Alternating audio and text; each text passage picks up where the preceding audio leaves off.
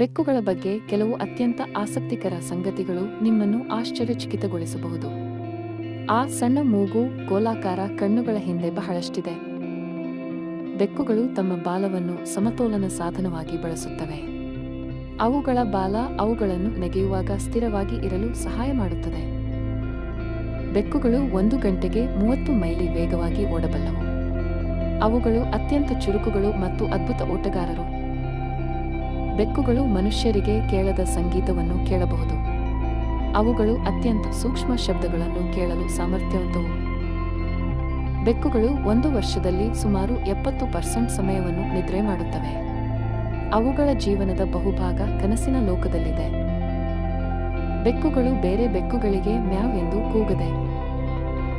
ಅವು ಮಾನವರ ಸಂಪರ್ಕಕ್ಕಾಗಿ ಈ ಶಬ್ದವನ್ನು ಬಳಸುತ್ತವೆ. ಈ ಚಮತ್ಕಾರಿ ಸಂಗತಿಗಳು ಬೆಕ್ಕುಗಳ ಅದ್ಭುತ ಪ್ರಪಂಚ